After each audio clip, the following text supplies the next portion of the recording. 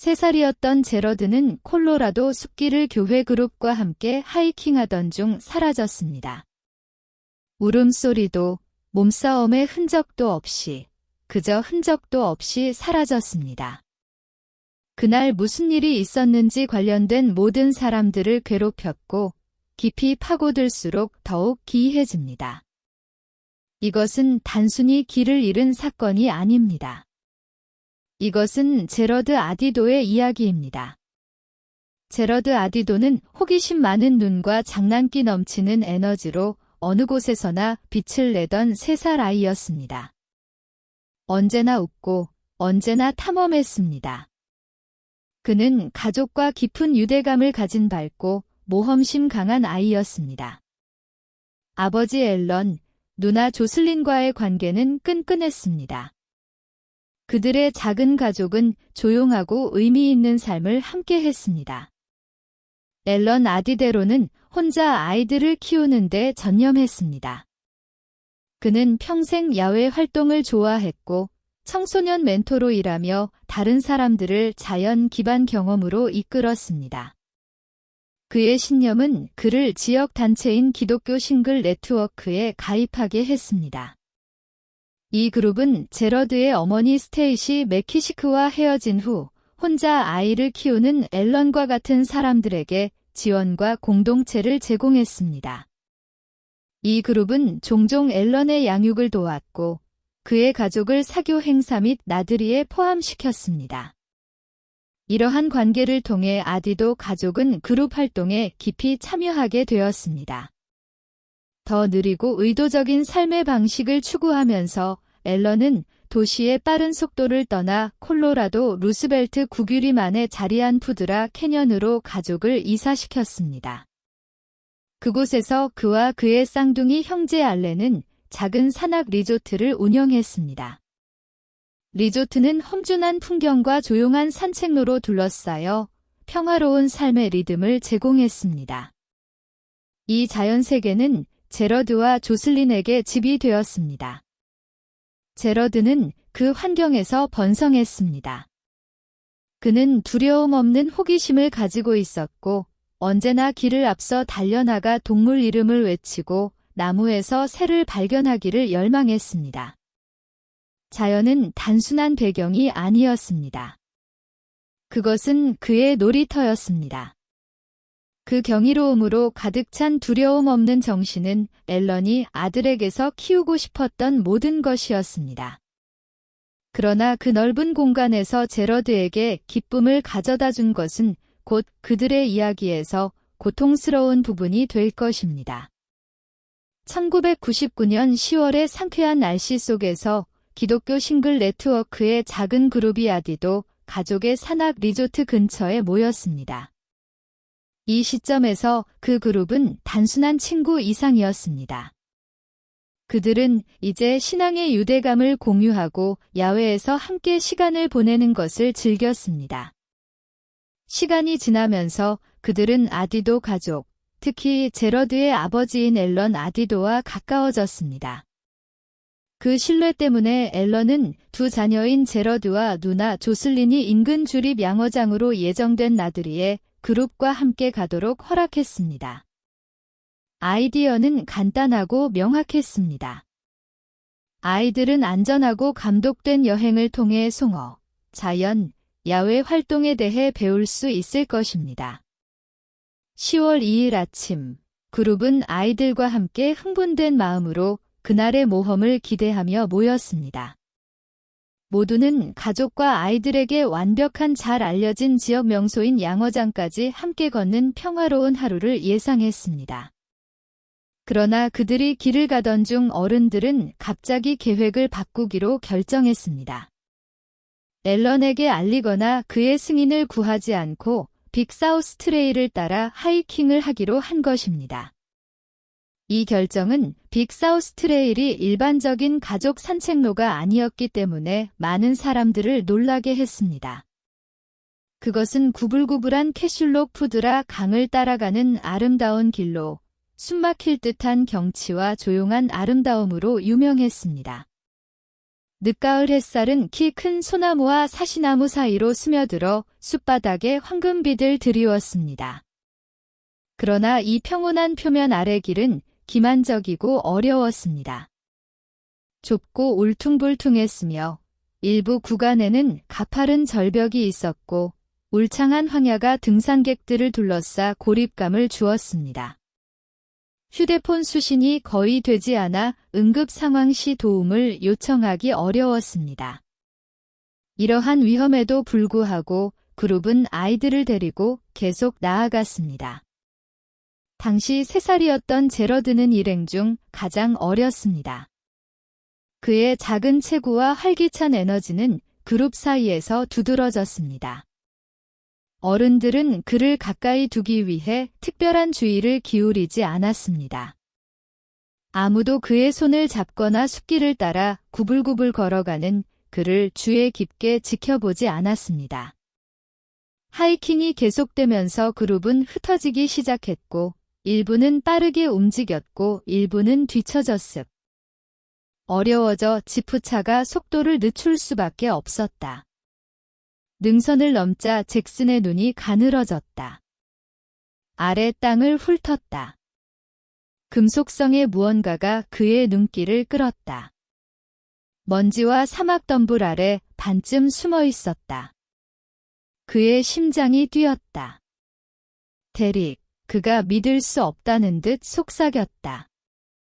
저기 바의 데릭은 눈을 가늘게 뜨고 잭슨의 시선을 따랐다. 가까워질수록 그 금속성의 빛은 더 선명해졌다. 저게 뭐야? 그가 중얼거렸다.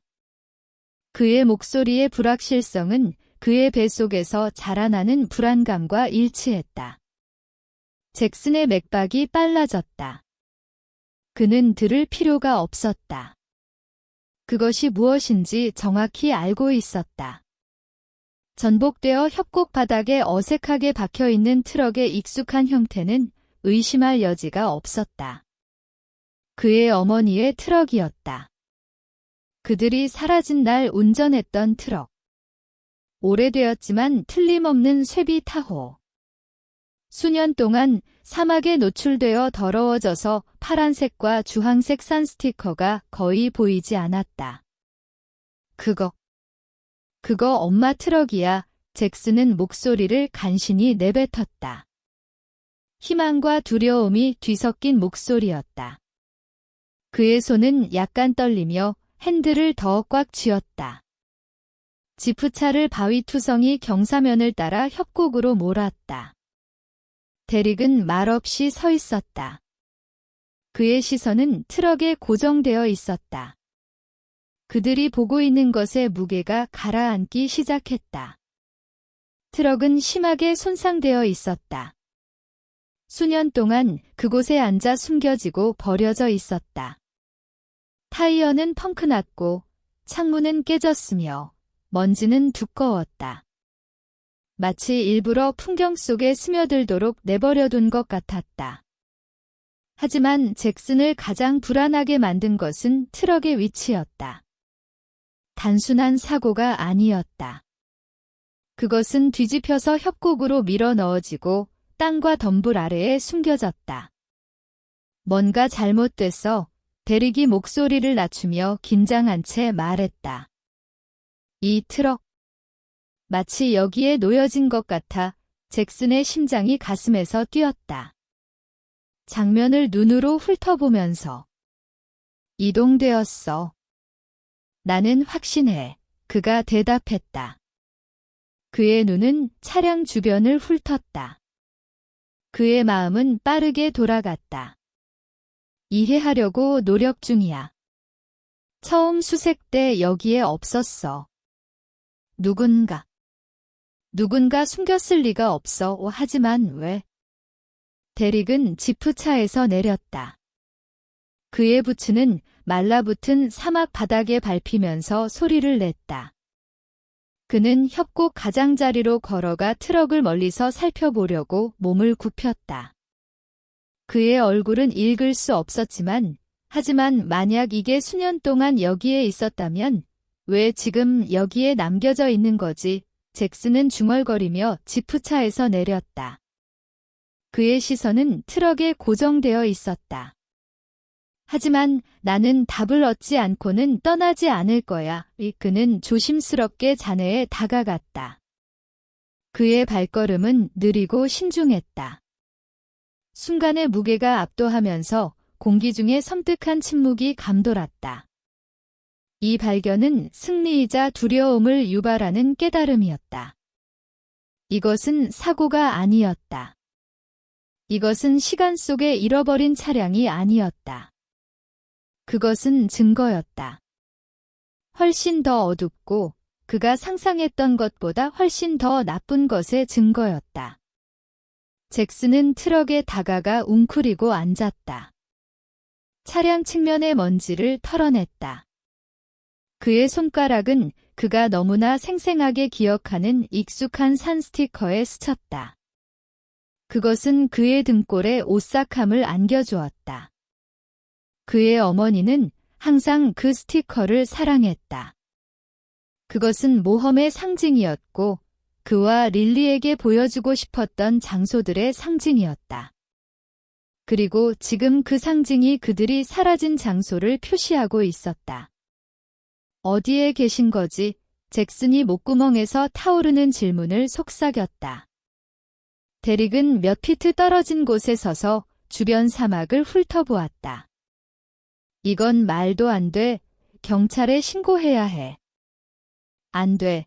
잭슨이 단호하게 목소리를 높여 재빨리 말했다. 우리는 먼저 이곳을 확인해야 해. 그들에게 무슨 일이 일어났는지 알아야 해. 깨달음은 그가 이전에 느꼈던 어떤 것보다 더 강하게 잭슨을 강타했다. 그는 11년 동안 가족의 운명을 상상하며 그들이 길을 잃고 어떻게든 살아남았기를 바라고 기도했다. 하지만 이것은 사고가 아니었다. 이것은 불운의 경우가 아니었다. 누군가가 이 짓을 했다. 누군가가 트럭을 숨겼고 거의 확실하게 진실도 함께 숨겼다. 그가 몇 년 동안 살아왔던 두려움이 갑자기 현실로 느껴졌다. 그들은 그냥 사라진 것이 아니라 납치된 것이었다. 잭슨의 마음은 빠르게 돌아갔다. 그는 트럭을 더 철저히 검사하기 시작했다. 그는 문을 열었다. 끽끽거리는 소리가 나거나 경첩에서 떨어져 나갈 것을 예상했지만 그것은 그대로 있었다. 손잡이는 수년의 방치로 인해 약간 끈적거렸다. 그는 안으로 몸을 기울여 운전석 주변을 둘러보았다. 아무것도 없었다. 그의 어머니나 여동생의 흔적도 없었고 그들의 소지품의 흔적도 없었다. 마치 그들이 트럭만 남겨두고 사라진 것 같았다.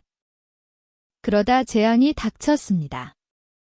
공중 수색 중 와이오밍주 샤이엔의 F.E. 워렌 공군기지에서 파견된 휴이 UH-1N 헬리콥터는 군에 신뢰받는 항공기 중 하나로 험준한 산악 지형 수색을 돕기 위해 투입되었습니다. 먼저 콜린스 러벨린 시립공항으로 날아가 연료를 보급한 후 다시 산악 회랑으로 진입하여 공중에서 수색팀을 지원했습니다. 헬리콥터에는 4명의 군인 승무원과 라머 카운티 수색 및 구조대원인 마크 시트가 탑승했습니다. 시트는 원래 그 비행에 탑승할 예정이 아니었습니다. 그는 동료인 조지 얀센으로부터 당직을 인계받았고 지상 수색 전략을 조정하는 데 도움을 주기 위해 승무원에 합류하도록 권유받았습니다. 시트는 돕고 싶었습니다. 그는 변화를 만들고 싶었습니다. 하지만 험준한 고지대 숲으로 돌아온 지 몇 분 만에 헬리콥터는 고전을 하기 시작했습니다. 연료 하중의 무게와 희박한 산악 공기가 완벽한 폭풍을 만들었습니다. 항공기는 실속했습니다. 시트는 그 순간을 분명히 기억합니다. 그는 문이 열린 채 헬리콥터 바닥에 누워있다가 인터콤으로 오싹한 말을 했습니다. 이제 고도가 필요해요. 부조종사의 대답은 섬뜩했습니다.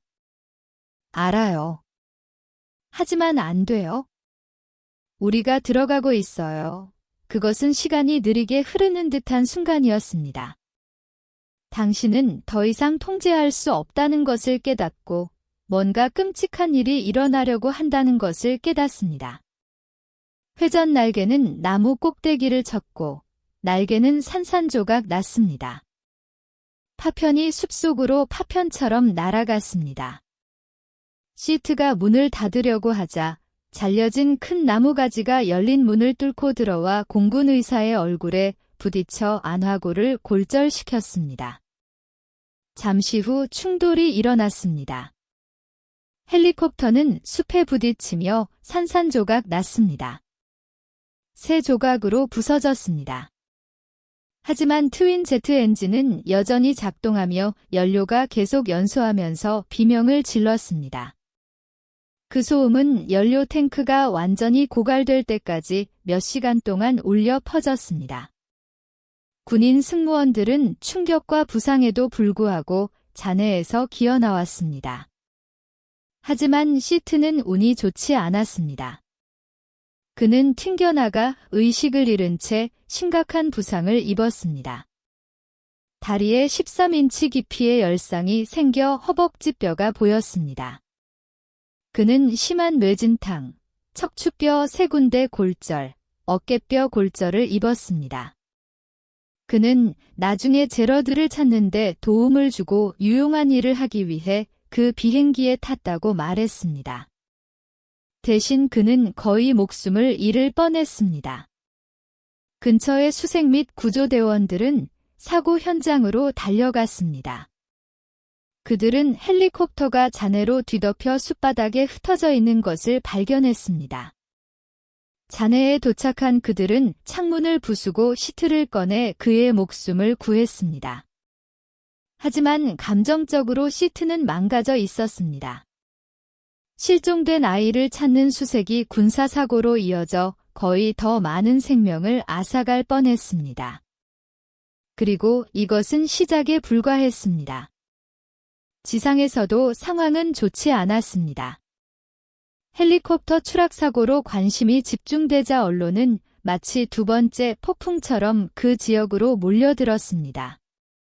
당시 병장이었던 라머 카운티 보안관 저스틴 스미스에 따르면 상황은 거의 하루아침에 폭발했습니다. 그는 들것에 실려 나오는 수색대원들이 있었고 밤새 실종된 아이가 있었고 공군은 추락 현장을 봉쇄했습니다. 라고 말했습니다. 그러고 나서 그는 TV 위성 중계차가 한 번에 17대씩 고속도로 14번국도변에 줄지어 서 있었고 랭커들과 모피 코트 입은 사람들이 길을 걸어 다니고 있었습니다. 라고 말했습니다. 제러드의 실종은 더 이상 지역의 비극이 아니었습니다. 그것은 전국적인 언론의 사건이 되었습니다. 모든 압력, 혼란, 구경거리가 함께 몰려들면서 그것은 전국을 뒤흔들었던 또 다른 콜로라도 사건, 존 베네 램지의 미제 살인 사건과 비교되었습니다. 그 다음 일어난 일은 수색과 서커스의 경계를 모호하게 만들었습니다. 심령술사들이 제러드의 행방에 대한 초자연적인 통찰력을 제공하는 제보를 했습니다. 맨발의 남자가 당나귀를 데리고 와서 아이를 추적할 수 있다고 주장했습니다. 아메리카 원주민 영매는 산에게 아이를 내놓으라고 요구하는 의식을 거행했습니다. 상황은 비현실적이 되었고 그동안 자원봉사자들과 전문팀들은 계속해서 강둑을 수색하고 가파른 언덕을 오르고 차가운 산악 웅덩이에 뛰어들었습니다. 비행기들이 하늘 위를 날아다녔습니다. 모든 지형이 샅샅이 조사되었지만 여전히 아무것도 없었습니다. 그리고 그 모든 혼란 속에서 제러드의 아버지인 앨런 아디데로는 그 모든 장면이 혼란 속으로 무너지는 것을 지켜보고 있었습니다. 그의 아들은 사라졌고 이제 온 세상이 지켜보고 있었지만 반드시 도움을 주는 것은 아니었습니다. 나중에 인터뷰에서 앨런은 그것이 토네이도, 허리케인, 그의 인생에서 가장 큰 폭풍이 되었다고 인정했습니다. 그는 전문가들을 믿었지만 언론, 사고, 이상한 방해 요소들의 소용돌이가 수색을 집어삼켰습니다. 앨런은 당시에는 비판적이었어요.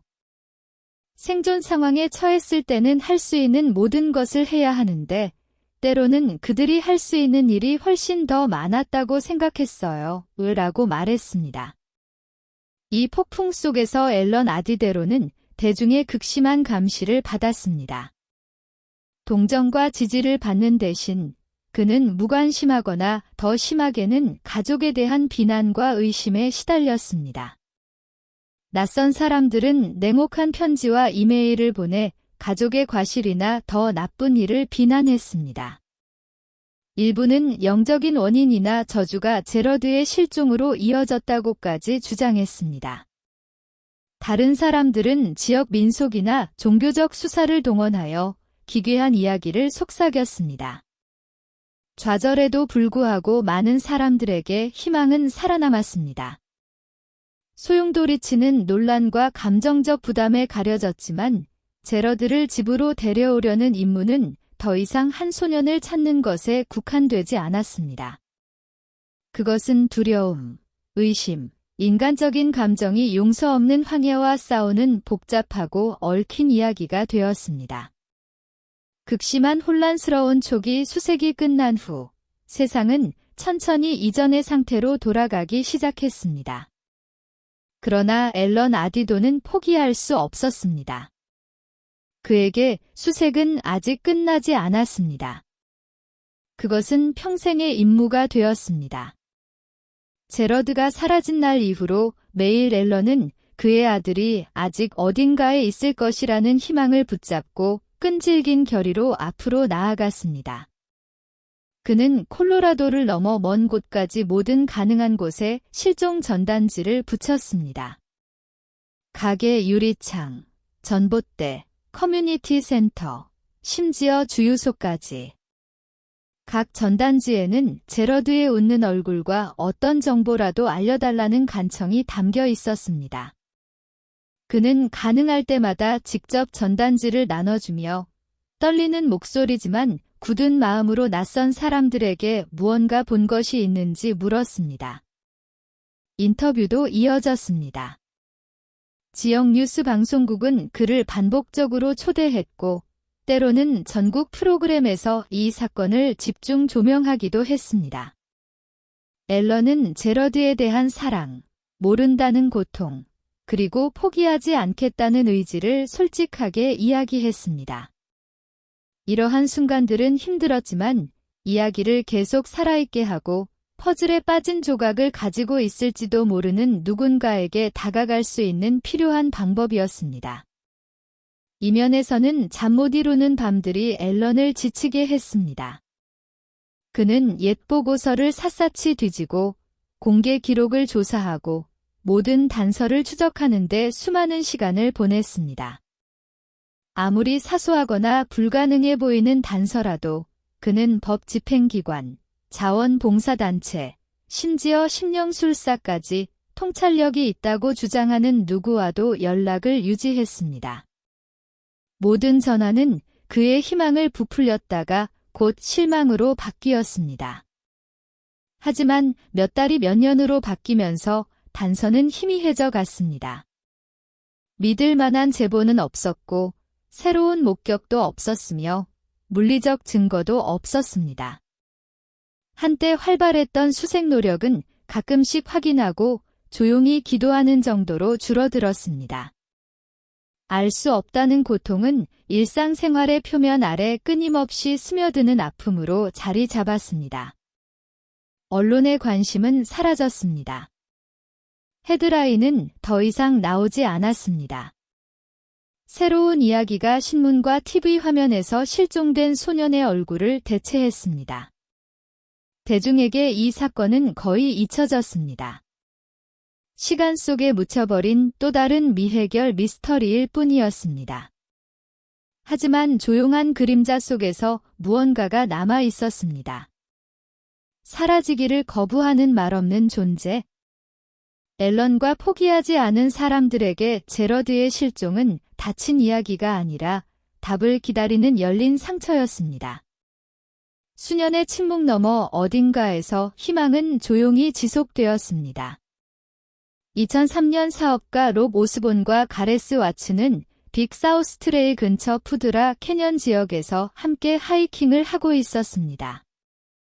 빽빽한 숲 캐노피가 햇빛을 걸러 숲바닥에 섬뜩한 무늬를 드리웠습니다.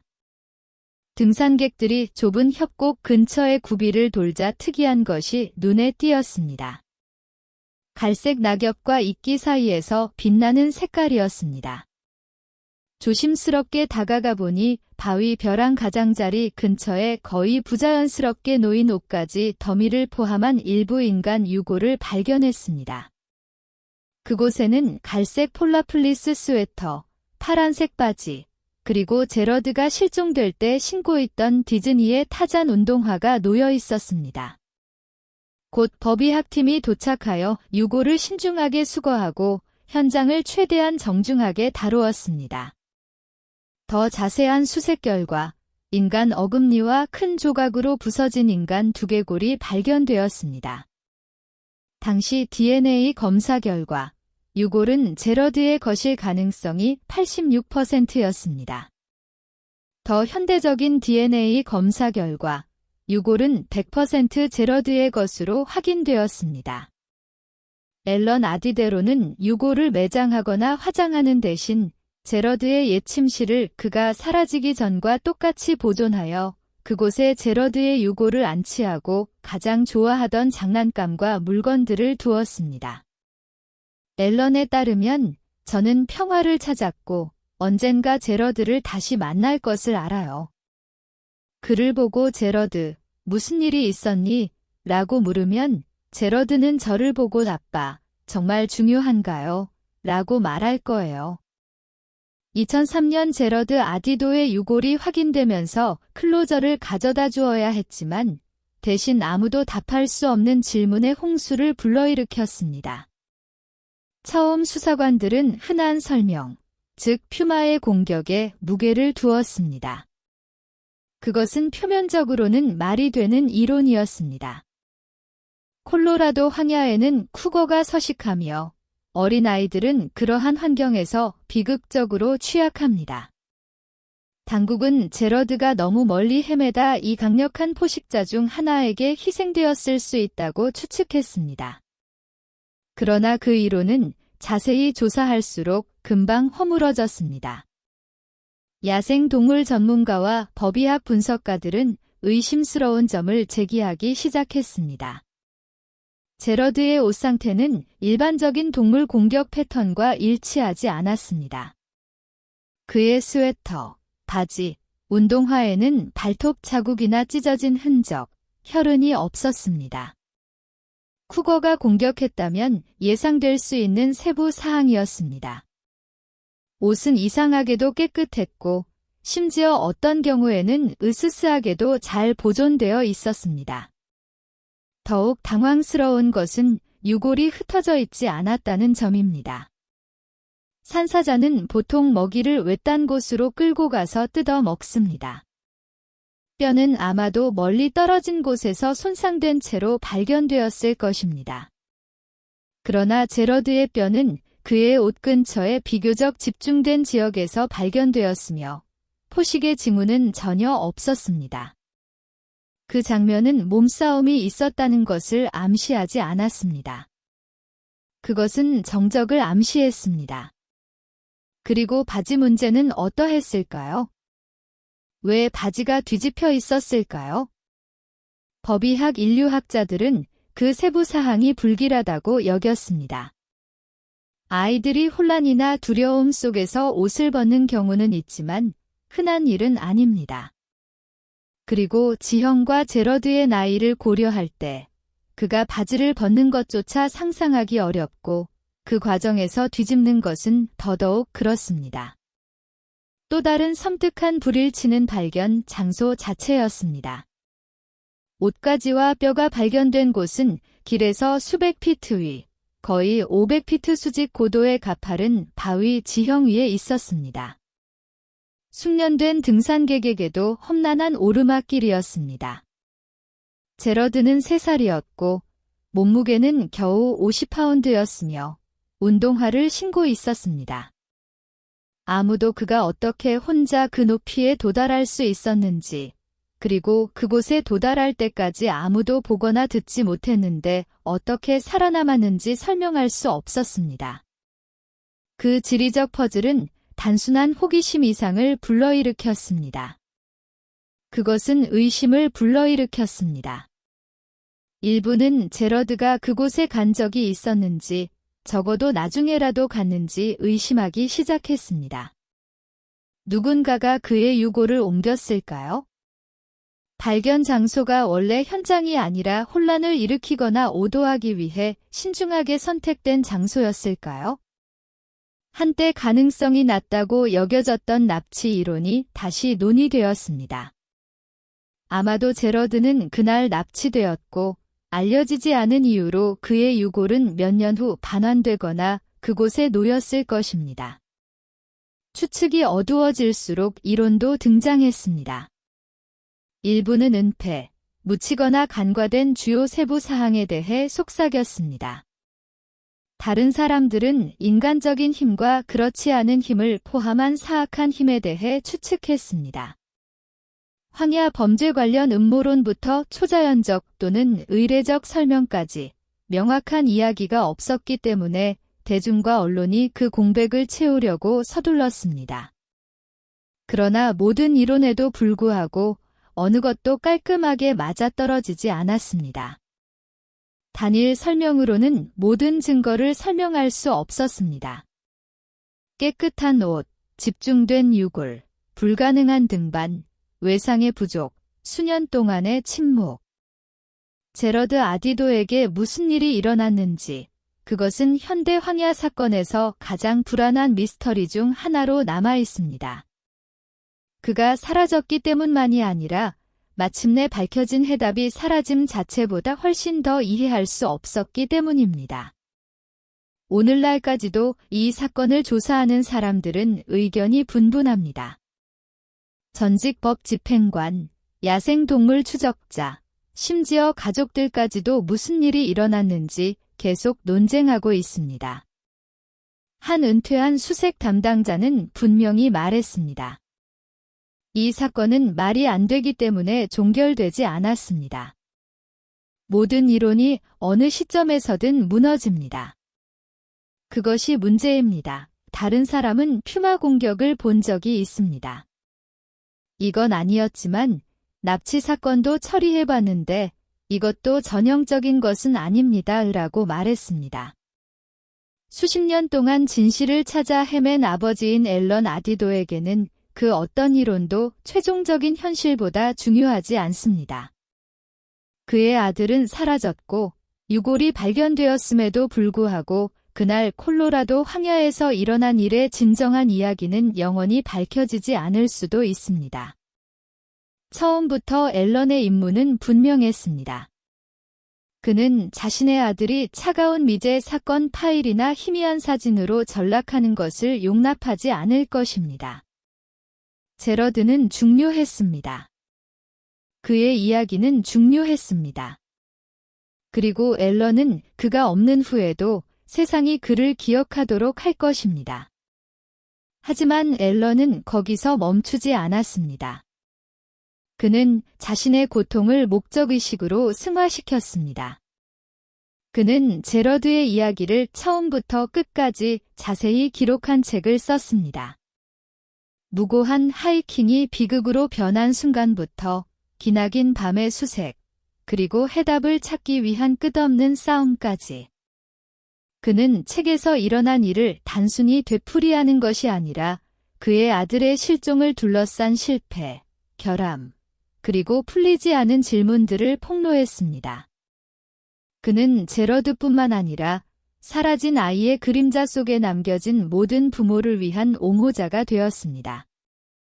그는 국립공원의 더 나은 안전 규정, 응급 상황 시 더 명확한 의사소통, 그리고 수색 노력을 책임지는 사람들의 더 많은 책임감을 요구했습니다. 그는 여러 번 모습을 드러내고 인터뷰를 했습니다. 마이크, 카메라, 그리고 낯선 사람들 앞에서 그의 가장 깊은 고통을 되풀이하며 이것이 다른 가족이 같은 슬픔을 겪지 않도록 막을 수 있다고 믿었기 때문입니다. 앨런에게 옹호는 영웅주의가 아니라 사랑, 즉 포기할 줄 모르는 아버지의 강렬하고 불멸의 사랑이었습니다. 그는 공허 속을 들여다보고 아픔에도 불구하고 말하기로 결심한 아버지였습니다. 그는 저항을 의미했습니다. 모든 사람이 옛 상처를 다시 들추기를 바라는 것은 아니었습니다. 일부 사람들은 그가 공식적인 이야기를 받아들이고 잊어버리기를 바랐습니다. 하지만 앨런은 그럴 수 없었습니다. 너무나 많은 질문이 남아 있었고 해답이 맞지 않았고 그의 직감, 마음, 그리고 증거가 모두 똑같은 끔찍한 진실을 속삭였기 때문입니다. 이 이야기에는 더 많은 것이 숨겨져 있습니다. 그 후 몇 년 동안 앨런은 불가사의한 방식으로 아이를 잃은 다른 가족들과 연결되었습니다. 일부는 국립공원에서, 다른 일부는 작은 마을이나 빽빽한 숲에서였습니다. 그들은 고통과 인내의 침묵의 네트워크를 형성했습니다. 그들의 이야기는 달랐지만 그들의 슬픔은 똑같았습니다. 오늘날 앨런 아디도는 단지 슬픔에 잠긴 아버지가 아닙니다. 그는 강인함의 상징, 사라지기를 거부한 사람, 그리고 여전히 정의의 전당과 듣는 사람들의 마음속에 메아리치는 목소리입니다. 그는 언젠가 이렇게 말했습니다. 사람들이 저를 불쌍히 여기기를 바라지 않아요. 그들이 제러드를 기억하고 질문하고 관심을 가져주기를 바라요. 그리고 그의 덕분에 많은 사람들이 그렇게 하고 있습니다. 제러드 아디도는 사라졌을지 모르지만 그의 아버지의 끈질긴 싸움 덕분에 그의 이야기는 미스터리로서뿐만 아니라 진실을 끊임없이 추구해야 한다는 외침으로써 계속 살아 숨쉬고 있습니다. 앨런 아디도는 자신이 제러드라고 주장하는 남성에게 괴롭힘을 당했고 그 남성에 대해 접근 금지 명령을 받았습니다. 접근 금지 명령이 위반되자 그 남성은 체포되었습니다. 제러드의 유골 발견과 DNA 일치로 인해 그 남성의 주장은 무효화되었으며 당국은 그 남성이 정신질환을 앓고 있거나 관심을 끌려고 했던 것으로 믿고 있습니다. 오늘날까지도 이 사건은 공식적으로 미해결 상태입니다. 제러드 아디도 사건을 다룬 2권의 책이 출판되었습니다. 실종, 제러드 아디도 이야기. 1999년 콜로라도 산에서 아들의 실종 후 비극을 희망으로 바꾼 아버지과 실종, 해가 지면. 제러드 아두로 이야기. 제러드 아두로의 죽음으로 인해 콜로라도 주지사 빌리터는 9월 8일을 제러드 아두로를 기리는 레크리에이션 안전인식 주간으로 선포했습니다. 앨런 아디도는 팔콘 블러프스 중학교 교장보좌관인 로리 페리 크럼빈에게 주지사 리터의 선언문을 전달할 기회를 얻었는데 앨런 또한 그 학교에서 교사로 일하고 있었습니다. 결론적으로 끊임없이 제기되는 질문은 콜로라도 황야의 그 길에서 실제로 무슨 일이 일어났느냐는 것입니다. 왜 건강하고 행복한 아이가 흔적도 없이 순식간에 사라졌을까요? 그리고 숲은 왜 4년 동안이나 침묵하다가 그 유골을 그렇게 당혹스러운 상태로 되돌려 주었을까요? 그것은 자연, 수색자들이 놓친 비극적인 사고였을까요?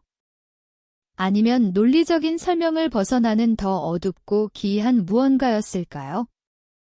어떤 미스터리는 해답보다 더 많은 질문을 남깁니다. 이것이 바로 그런 미스터리 중 하나입니다. 우리는 제러드가 어떻게 사라졌는지 결코 완전히 이해하지 못할 수도 있습니다. 우리는 그가 그 실종된 몇 년 동안 무엇을 겪었는지, 혼자였는지 결코 알 수 없을 수도 있습니다.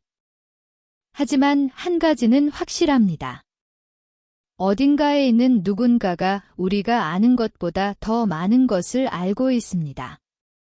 수사관들이 보고서를 정리하고 헤드라인이 사라지는 동안 아버지는 종결이 아니라 명확성을 위해 불씨를 꺼뜨리지 않았습니다. 그는 모든 미스터리가 해결되는 것은 아니며 모든 진실이 밝혀지는 것은 아니라는 것을 우리에게 상기시켜 주었습니다. 콜로라도 사는 제러드의 유골은 돌려주었지만 그의 이야기는 돌려주지 않았습니다. 그 이야기는 여전히 나무들 사이에 숨겨져 있습니다. 이 사건이 여러분에게 깊은 인상을 주었다면 제러드의 이야기를 계속 살아있도록 도와주세요.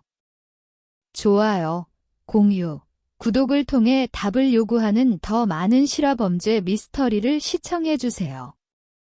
그리고 댓글에 그날 콜로라도 황야에서 실제로 무슨 일이 일어났다고 생각하는지 알려주세요.